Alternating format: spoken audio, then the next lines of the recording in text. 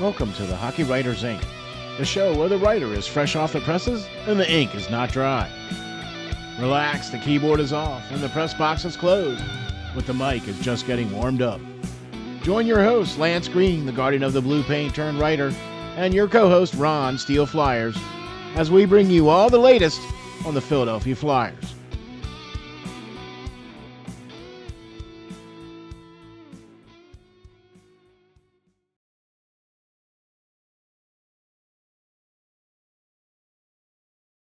Ladies and gentlemen, welcome to the next edition of the Hockey Writers Inc. with your host, Lance Green. All right, Flyers fans, we finally got a win. It's been a rough start. It's been a rough start to the season, but we're going to get into it here and address multiple issues, as well as some things that we're actually happy about as well. So let's dive into this Flyers-centric podcast and talk about our beloved team here. That's a good way to put it, beloved team. By the way, I would like to say, if you guys like what we do, please smash that like button and hit the subscribe button and get that notifications so that you get notified the next time an episode comes out. So by all means, please, if you like what we do, man, hit the like and subscribe. We really appreciate it. And really thank you. All right, here we go, folks. This is a ranked Philadelphia Flyers-centric podcast. And we are about to dive into episode number 180. And that's right, folks, episode number 180. And for the Flyers, some improvements, but still some work to do. Clearly still some work to do, right? So we want to dive right in here to this episode number 180. And first of all, I'd like to say big thanks to Spreaker for getting us out there to all the podcasting platforms. And also big thanks to sportspider.com for getting us out there on all the latest Philadelphia Flyers news. You can go out there to sportspider.com and type in Hockey Writers Inc., or you can type in SteelFlyers All Sports Network, or even SteelFlyers for that matter, or Philadelphia Flyers for that matter, and get to see all the latest articles from Lance Green and all the latest and greatest shows that the Hockey Writers Inc. puts out. So big thanks and props to sportspider.com as well. And, of course, big props and thanks to the writer extraordinaire, the editor-in-chief, the man with the plan, Lance Green. Your latest article,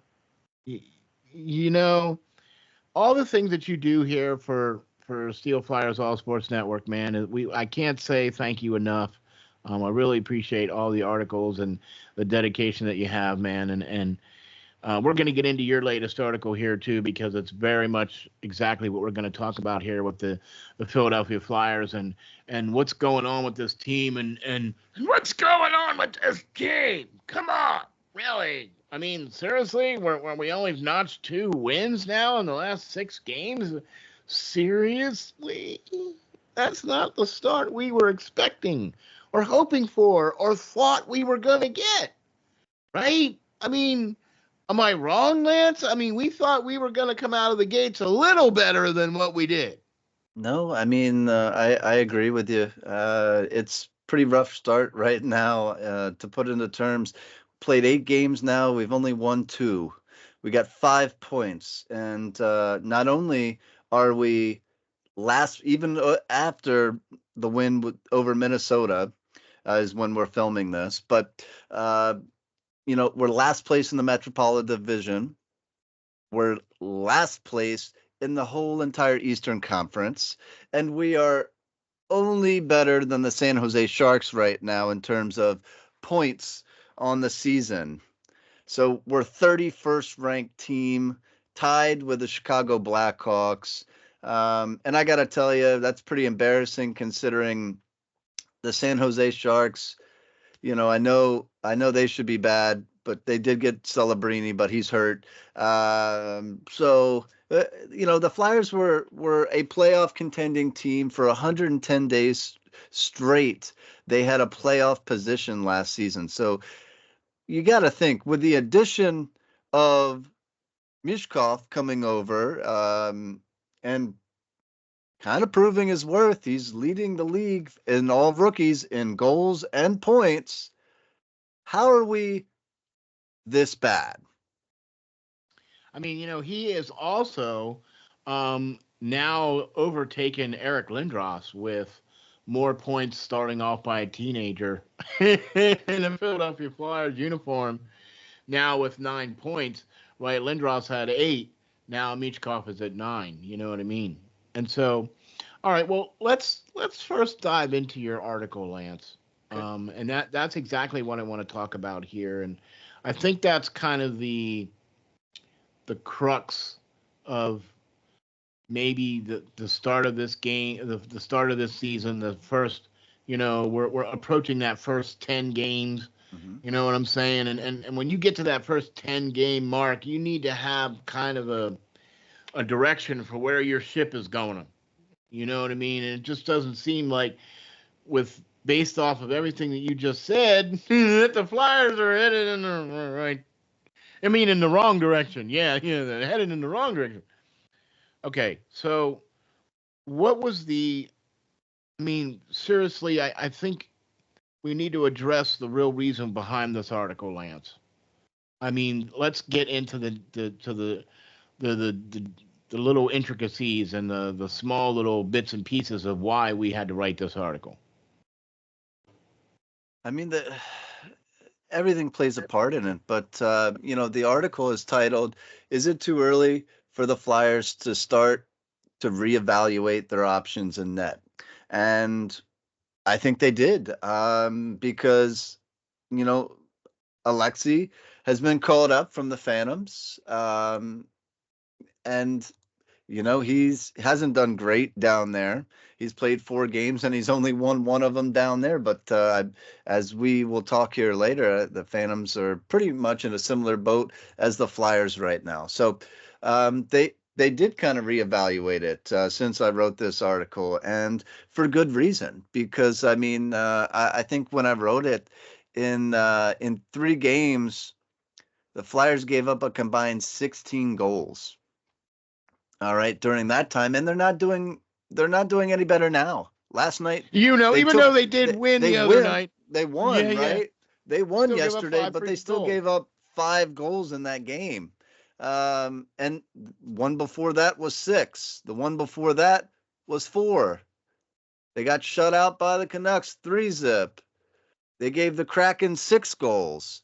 It's a problem. It's a problem to be looking at that. And when you look at Harrison right now, he's won 2 games, the only 2 games the Flyers have won, but he's got a goals against average that is 3.56, and a save percentage that is .872.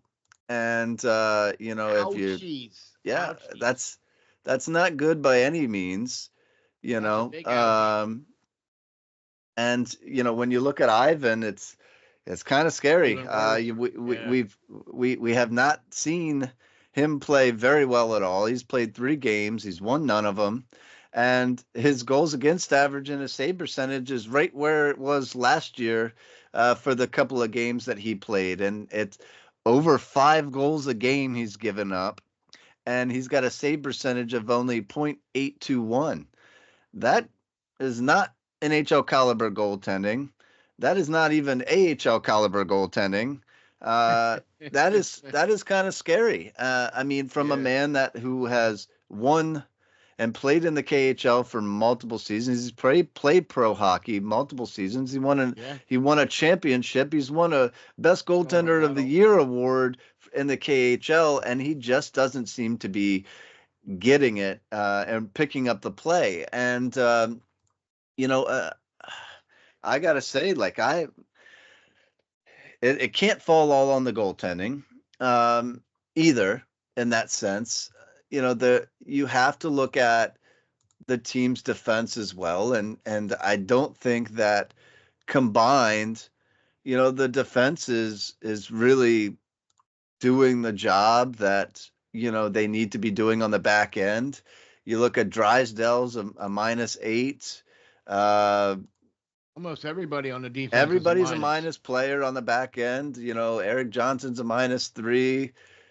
Cam York is a -2. So everybody's been a minus player, and that's what they were historically, besides Nick Seeler last year. And he's, of course, been out of the loop and just coming really back into it. So Right. this is a problem. It's a problem that they need to fix. They're scoring goals in games thanks to Mishkov. And last night, Couturier stepped up huge, 5-point game.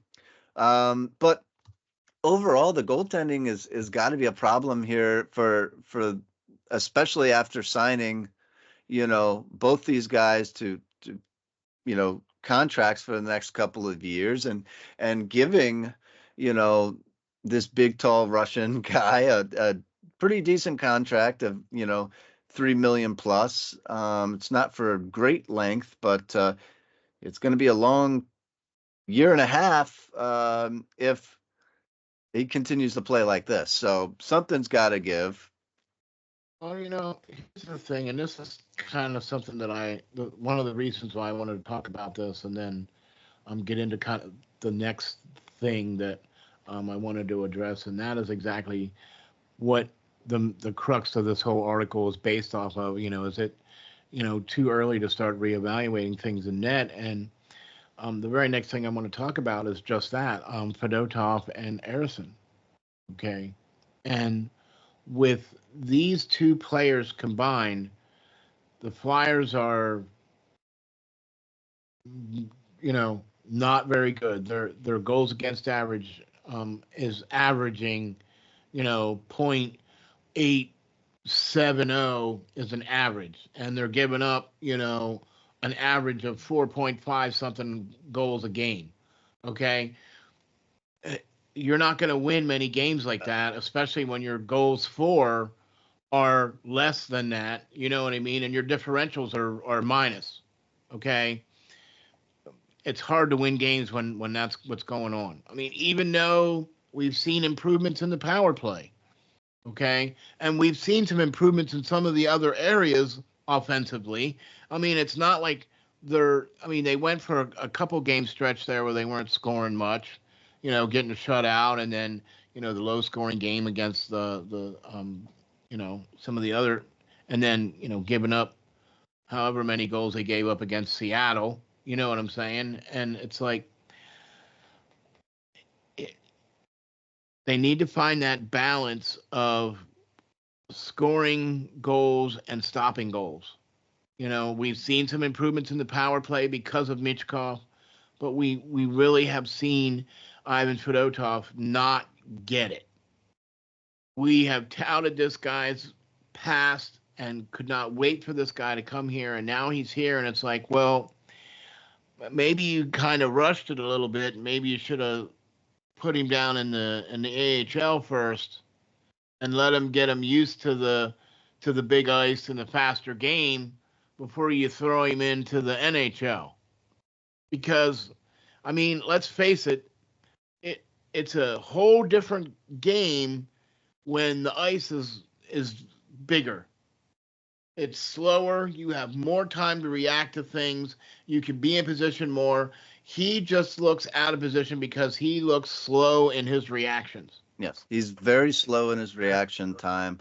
And the game is a lot faster over here, and he's not picking it up as quick as he should. But to be honest, I don't think the KHL is as great of a league as it once was. I think the NCAA is a much better league to be prepared to make that jump to the NHL. And in comparison, a top 5 player last year in goal scoring was a 32-year-old Jordan Wheel. And if you remember Jordan Wheel, he was a lifetime call-up guy when he played for the Flyers. He went elsewhere before filtering out overseas to play because he couldn't hack it here anymore. But, nothing against Jordan Wheel. He's better than most of us, right? He's been a professional hockey player and has made a career and a living off of it. So kudos to him. But that is the quality guy, the top quality guy that he got to see last year playing in the KHL. So, I don't know. I don't know if he's gonna get it at this point. He's not 22. He's 27. He just looks very, very slow. And um, as big as he is, he takes up the net. But if these guys are able to take away that height advantage by their skill and being able to fire that puck where he isn't. And he's just not picking it up as fast as he can. I can't say that enough. And you can watch him in games, and he just, the puck's fired, and then it's really bad.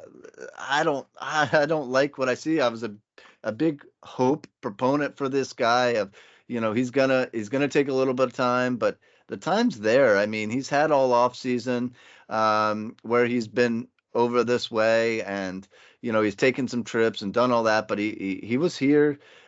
He's been working with the team last year. He came over last year, saw what it was. Uh, he should have been working this summer. He had all preseason. He spent a lot of time in that in preseason to see games. Like Steele said, he's been in there a couple of times this year. Now you're entering 10 games into the season, and we got a problem. We got a problem. That would be putting it mildly, I would think. The same old problem that the Flyers have had since pretty much Hextall retired. Right? They had a guy in Bob who just was the fastest goalie ever to 400 wins. But, the team pissed him off when they signed Brizgalov to a 9-year deal that paid him outrageous amount of money. So he wanted to leave. No wonder. And the Flyers have been paying for that bad decision ever since in net, because they've started, I don't know, something like 35 goalies, since Hextall retired. Wow. That's a lot. And that's been a long time since Hextall retired. I mean, he's been out of net since the year 99 or 2000, and now it's like 24 years later, almost 25 years later. And we're still talking about the team having goaltender issues. And over time, we've had a decent year or two out of this guy or that guy, Czechmanek and everything else. But, man, we haven't been able to find that guy in net that has been able to solidify that position for 10 years time or anything like that. And even just for 4 years or 5 or yeah, a couple in a row. Can we just get 2 in a row? I mean, oh man. Anyway, but that's exactly what I'm talking about here. So is Alexei going to be, Kozlov, is he going to be able to come in and we're going to see what he's going to do here? You know what I mean? In net tonight, right? He's going to be playing in net tonight. So we'll see what it's going to be like for him. And the team's got to play better in front of him, and that's okay. So that's kind of what I wanted to talk about next here a little bit, is that the team has to play a little bit better in front of him, because you can't be negative defensively. You need to be, more responsible, being taking care of business, and I'm seeing far too many times where the Flyers will sag into or collapse into the goalie and not take care of business and get scored on. You know what I mean? When you sag like that, you need to be clearing guys out of the porch, and you need to be clearing away that space so nobody's getting them shots in tight. But them shots are still getting through. Okay? And look, I'm not going to sit there and say that Fedotov needs to play better, because he obviously does. But just like Lance said, it's not all on the goalie. When the goalie's basically hung out to dry, you know what I mean, and getting point blank, stupid, high quality percentage chances and shots in front of him because your defense clearly failed to take care and do what they needed to do. You know what I mean? I don't care how good of a goalie you are. Even Dominic Hasek isn't going to be able to stop all that. You know what I mean? So I'm not trying to blame the goaltenders, but I am kind of blaming the goaltenders, and I'm not trying to blame the defensemen, but I am blaming the defensemen. You know what I mean? This team has Flyers have two people that are plus players, and Nick Seeler and Sean Couturier, and they're a +1. That's it. and they only got that way because of the game the other night. Couturier, Right. had 5 points to be able to get a +1 and get out of the negatives. Get out of the negative. And So Sealer yeah, had a that's 2-point night. he had to have a 5-point night just to get out of the negative. Right. So that'll tell you how bad defensively they're doing as a whole. It's not good. It's not good. No. And those things need to be considered, I think, on top of other things. You know what I mean? Look, one thing that we can say, and that's here's the other part of this whole why this is kind of getting a little crazy now. And the power play has improved. Okay. It has improved somewhat. I mean, at least it's not at the absolute bottom of the barrel right now. Am I correct? No, yeah, I mean it's definitely not. Okay. And you got a rookie who is, leading the league in points, and most of them are all because of the power play. And now there probably could have been a power play counted for the game last night, but Mitchkov scored during the delayed call, so it doesn't register as a power play goal, even though it was on a delayed call. Mm-hmm. So that's technically another power play goal. Do you know what I mean? That he has on his belt.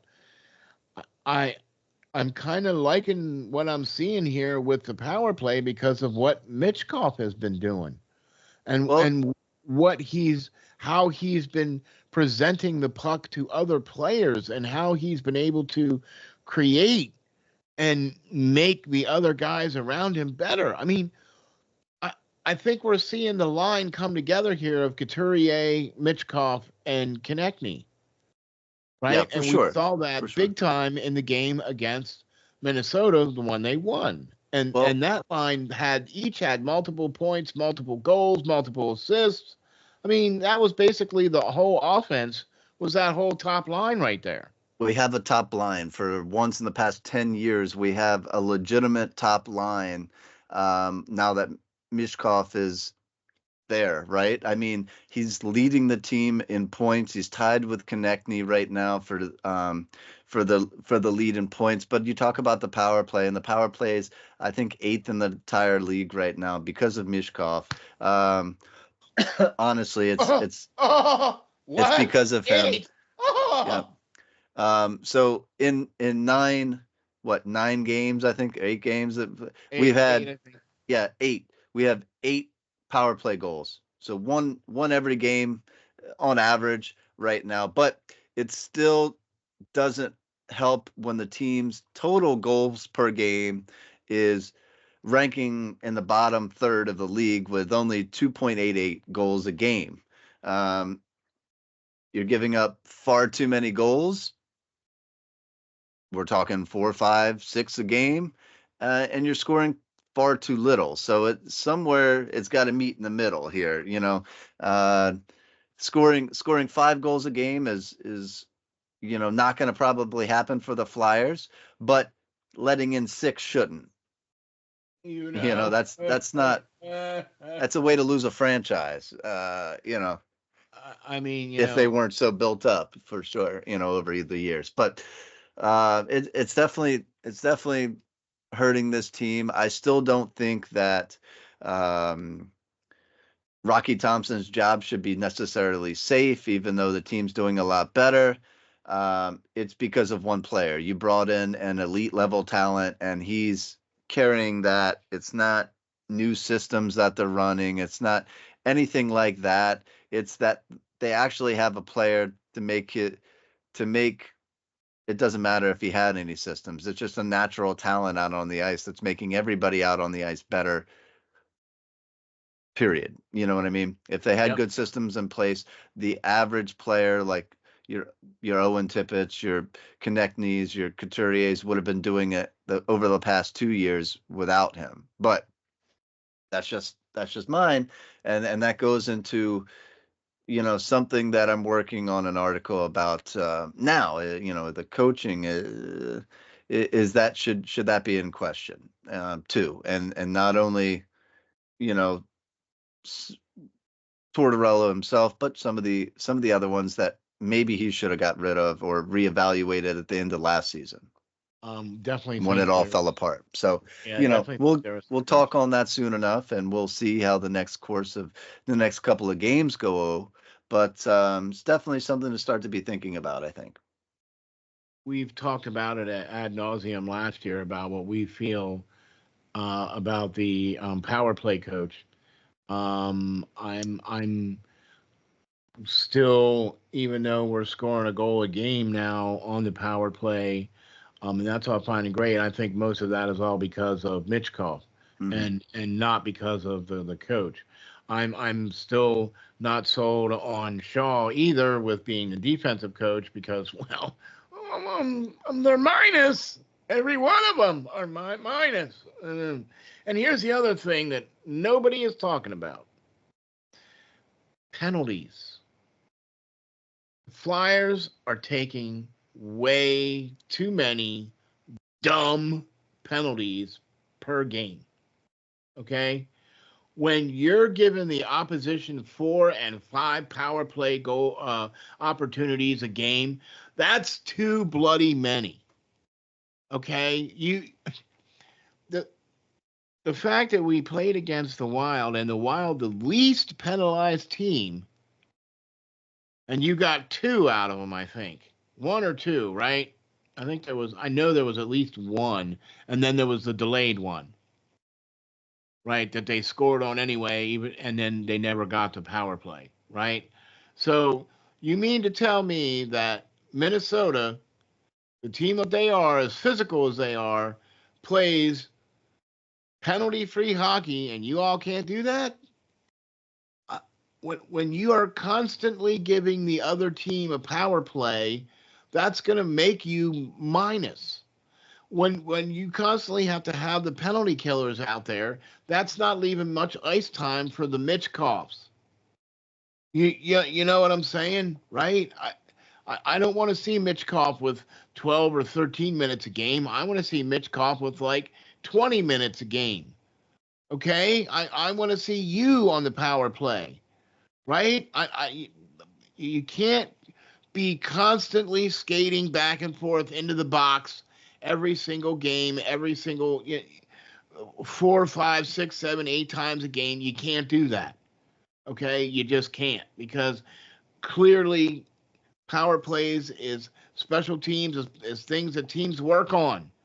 You know, you got to be better in the penalty kill and not giving up. Not just being better in the penalty kill, but you have to stop taking these dumb penalties. Screw your head on. Okay, think about your team. Think about what's going on. Time, place, moment. Right? Let's go here. You can't have that.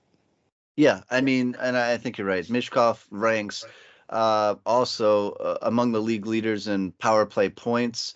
This year, he has 6 points already. And 3 of them being power play goals. Um, so he's doing his part on the power play to help them and to gain a first unit power play that works. I'm Yeah, not so sold on that second power play this year. They look better in preseason, but of course that was against not all NHL players. Um, correct. but as far as penalties, I think that goes along on the coaching aspect of it too, where you're seeing guys not necessarily sitting like you saw last year, where guys would sit if they made stupid plays like that. And I'm hearing a lot of excuses out of the coaching staff and saying, "Oh, well, we're a young team. Well, we're a young team." Well, that's good that we're a young team because the Flyers have always been kind of a little on the old side, and experience is one thing, but speed and youth is another thing in today's NHL, especially. So there has to be repercussions for these insane amount of penalties that the Flyers are getting. You have to sit somebody on the bench for a little bit. Sit them on the end of the bench if they're going to keep making 2-3 power play opportunities for the other team every game. That's one thing if you're Nick Delorier and you're dragging somebody into the box with you and get 5-minute penalty, but you're dragging one of their better players in there with you because you antagonize them into a fight.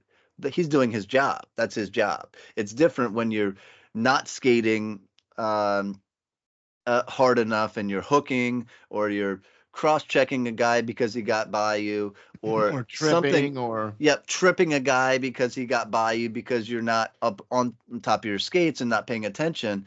That's bad penalties. And you got to stop making bad penalties. And it's not only the youth of this team that is making those bad penalties. Hello. Okay. So Exactly. I don't want to hear the excuses for, oh, the team's young, we're going to make mistakes, we're going to lose games, we're going to. Okay, I get it. Yeah, I can't. You can't rely on those. It's to some point, it's got to be the coaching staff and making sure they understand that. And if that means sitting on the bench for a little bit, that means sitting on the bench. I mean, this is basic hockey. This isn't stuff from. It's not like we're asking the coach to be the a Jack Adams award-winning coach here. You know what I'm saying? It'd be nice. And it's not. I mean, Right, and we're not asking anybody on the team to be all-star caliber players, right? We're just asking the team to be more accountable and do your job. I'm going to take I can't believe I'm going to do this, but I'm going to take a Bill Belichick saying, and he always used to say, "Man, do your job. Don't worry about anybody else. Do your job." Right? So if you do your job, then everything else will come into play. You see what I'm saying? And I think that's from the coaching staff on down. Do your job, and everything else will come into play. And it's been proven over and over and over again, however many times, that as long as everybody does what they're supposed to do, good things are going to happen because you're going to be in the right position. You're going to have the right circumstance going on for what you need to be doing. You know what I'm saying? And lo and behold, the coach was right. Hey, if you do your job, you're going to be successful. And I think everybody right now is a little too comfortable. I think they've been giving a pass for a couple of years because, hey, we're in the middle of a rebuild, but we're not in the middle of a rebuild anymore. We definitely have a little bit to go. We definitely have a lot of draft picks coming at the end of this season, which should definitely help. Really get over the hump. But yeah, we've been in a rebuild for a couple of years now. And with Mishkov coming over and Jet Lachenko being seen, he was just sent down. But we see what's coming. We see the youth infiltrating with Forrester and Brink and some of these other guys developing. Yeah. We're not at the beginning of the rebuild anymore, and some people seem a little too comfortable for my liking in the fact that, hey, we're just going to blame it on this, and coaching included, and that, like I said, kind of blaming the same thing that we've been blaming for 2-3 years now, and I don't think that should really be taken too lightly by management staff. Much longer if they continue. Like I said, I want to be happy that we won a game, but we got to go out and win tonight. We got to go out and win a couple of games to turn the season around, because it's going to get nasty. Really, I mean, hey, it's going to get nasty real soon if they don't. And hey, I don't want to tank, but there's some pretty good players in this draft. If you want to go that route, then I go that route, but I don't think that this fan base deserves that at this point. I think we need to be winning more games, and we need to find a reason or some way to be looking into it. I don't hear the coaching staff coming up with new ideas or saying, hey, we're going to work on this, we're going to work on this to right this ship. I don't hear answers. I hear excuses. Well, and there you go, man. And that's the big difference right there. Instead of hearing answers, we're hearing excuses. And so Or a until plan we of start, action. I don't hear a plan of action. right. And until we hear that, and look, I'm not, I wasn't really, my expectations of the season this year were tethered only with a huge amount of ifs, a huge amount of what ifs or what could be's or, you know, and some of those things aren't necessarily taking shape right now. Look, there's a lot of hockey left, but when you have a certain level of expectations, and that being said, even management has come out and said this is going to be, look, this is a rebuild. We're still in the rebuild. Tether your expectations. You know what I mean? And all the pundits and all the talking heads, including us, were looking at this and going, wow, we see kind of what's on paper. We see a little bit mostly of the same team coming back, but we see some injections of some talent, right? And we've seen the fruits of that labor. We've seen the talent shine its head. Mitchkov has been amazing, right? The little bit of time that we saw Jet did okay, but I think got overshadowed. I think he's a little young, right? Wasn't really, you know what I mean? Wasn't quite ready for that jump just yet. You know what I mean? And so they sent him down. I got no problems with that. You know what I mean? It's one of those things where, he's gonna have to learn and do and be ready to come back next year. You know what I mean? Now that he knows what's Mm-hmm. expected of him, you know what I mean? He can work on that. But my point is that there's too much at stake here for this team to be not making things accountable, even at this early stage of the season. Look, we know there's a lot of hockey left to play and all that, but guys need to be held accountable. Okay, you showed a lot of that last year in the with the team. I want to see that again this year. Okay, I know that everybody's talking about, oh, the third year it comes together for Torts and blah blah blah blah blah blah. Well, I ain't seeing it yet. Okay, so until I see it, this is what we got, right? I mean, am I wrong? I don't necessarily think you're wrong there. I mean, expectations are, should still be what they are. I mean, the standard is the standard, right? Right. But I mean, we should be coming out, like you said, coming over the mountain here now and picking up speed towards that rebuild, and with the pieces developing as quickly as they've been developing, and nah, I haven't seen it. We still are a team with a lot of questions and um, Still more questions than answers right now, sure, yeah. right? I mean, I Still can more I can questions than see that. answers. Yep, yep. Yeah. I mean, okay, I thought that they played really well the last 30 minutes against the Capitals. Okay. But those are the kind of games you need to win. Okay. And if you want to be anywhere sniffing anything, okay, I'm not necessarily worried about the Wild. I mean, that's all fine and great that you were able to put up the 2 points against the Wild. Those are the expected wins, right? Those Yeah. are the wins that everybody expects you to win. You should be winning those games at least, right? Maybe not 7-5,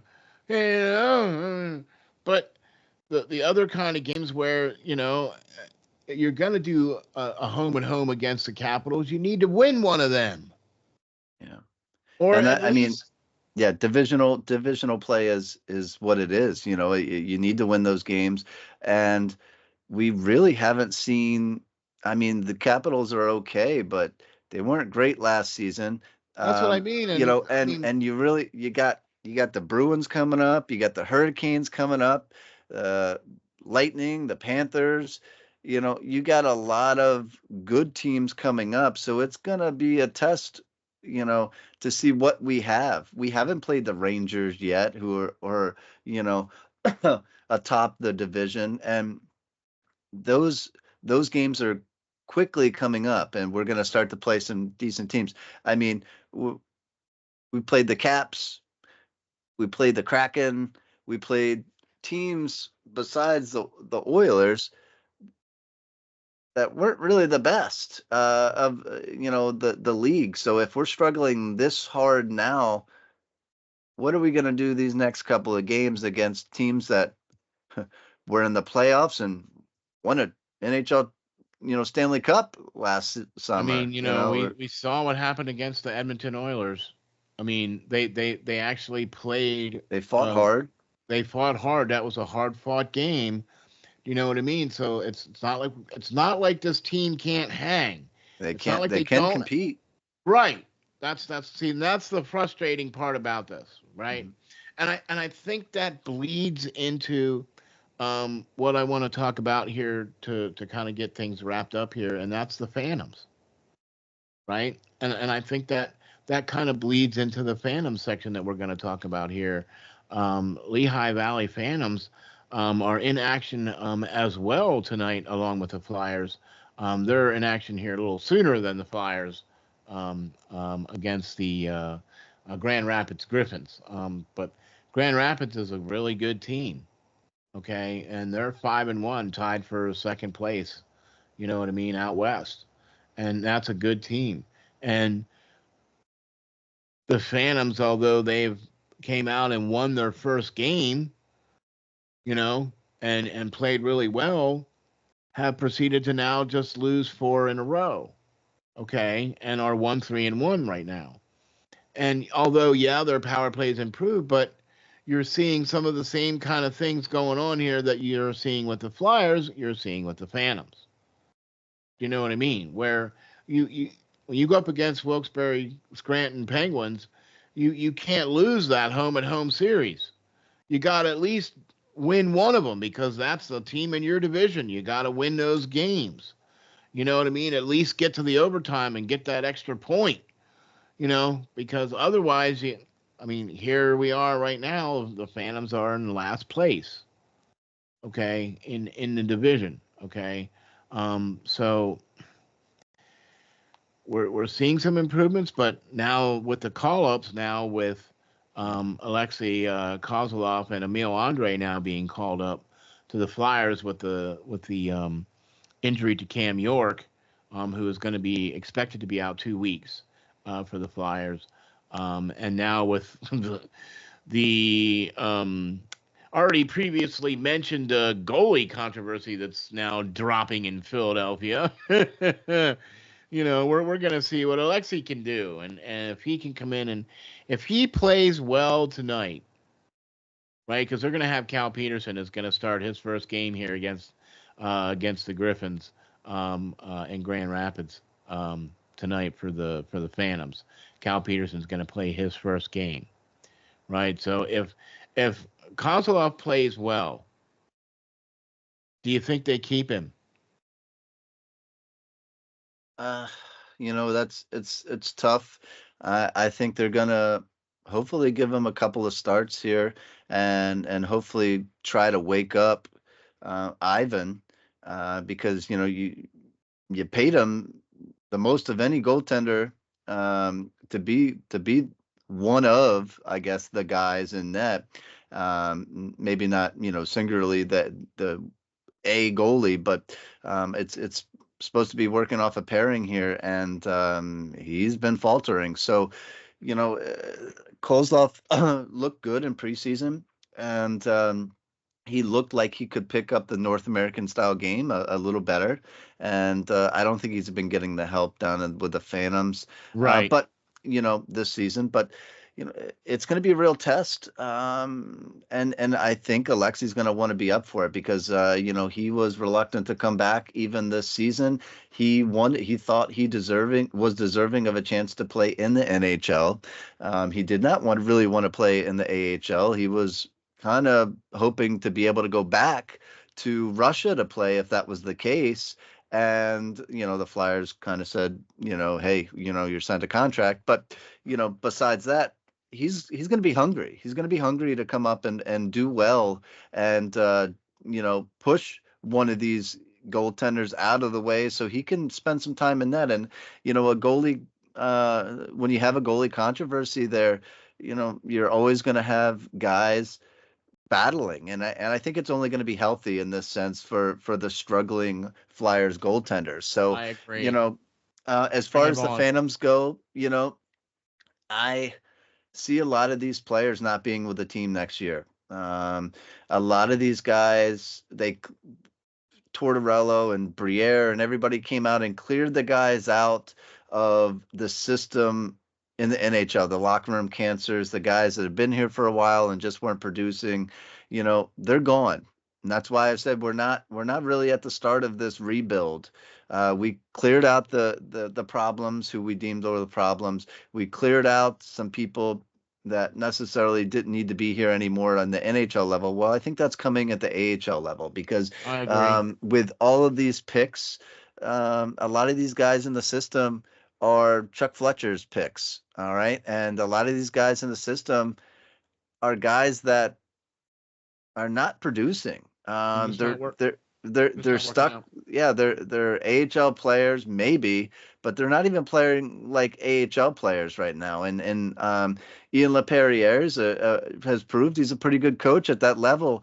And he doesn't have any, especially with these call ups now. He doesn't have any like outstanding players Yeah. that he's getting to develop in the system. He's Yeah. got a bunch of guys that are on the bubble of either you prove yourself or you're going to find yourself needing another job, because a lot of these guys are guys that have just been in the system a little bit too long. Your Elliot Dejournet's not really doing anything. Your Zade Wisdom's not really producing at a rate that you thought he would. And your Ronnie Attard's like, okay, you did pretty well last year in the AHL level, but you're not really progressing anymore. You're And just they kind didn't of really stuck where show you out all are. that good at camp this year either. No, and that's what you were hoping to see. Some of these guys that are in the AHL now and went back down there, you were hoping to see a little progression, a little somebody trying Like what we besides did see Emil with Andre. like Yeah, I was just gonna say we did see with Emil Andre and we did see with Zumala, yeah, right? We did see that progression. You know what I mean? yeah. That. But you're right. That's exactly what did not happen with a lot of those guys that were part of Chuck Fletcher's collection, Right. and I think you're going to see that over the next 2 years, with the influx now of Danny Briere's picks now going to be taking over, because I You think got to make that's space exactly. for him. Yeah, You got to I make think that's space for him. exactly what's going to happen. I think we're going to see that correction in the AHL after this season, or maybe even during the season. Who knows? We'll see. Yeah, But kind of once clear some some out of and these, get some to come in. I think a lot of, especially once the NCAA season ends and you can sign some players and bring them in, or as teams finish out the OHL seasons, you're going to see guys like Jet coming back, and if he's not and going to play with the Barkay Flyers, then and he's yeah, gonna find a spot in the AHL, yeah, to yeah, try to come in, and some of these guys are just not going to make it. You know, so it should be interesting to see where this team goes. They got a lot of guys for the Phantoms on the roster. So Ian's been kind of playing with the lineup too and trying to find lines or guys that work together. So, we're still trying to find that there. And I still think, you got guys like Rizzo and Gendron to get into the lineup too. They haven't played a single game yet. So, as guys get healthy and hopefully we'll see some spark. exactly. You know what I mean? Exactly. And so, yeah, man, be looking forward to some of that coverage coming up here as well too here for the Phantoms, and really appreciate that. So, well, Lance, I think we covered a lot of things here. I think there's still some things that the Flyers need to work on. I think there's still things that the Phantoms need to work on as well too. This organization, they're saying that it's still a rebuild, so I'm believing them at this point. It is a rebuild. You know what I mean? And so that's kind of what we're going on here. Even though we're trying to curb our expectations to the fact that they still should be winning more than 2 games out of the gates here with the first 8 so far. You know what I mean? You haven't played anybody too horribly significant. And you haven't been able to get it done. So we'll see over the next couple of games. We'll see how we go when we get to that, that 15, 20 game mark is usually that first plateau where you kind of go, okay, 20 games in now, you're like Yeah. a portion away into the season. Now let's see what you got here. Yeah. You know what I mean? Yeah. I mean, it's still before Halloween, but you're talking about once you get to, Thanksgiving time, it's decisions are going to be made for sure.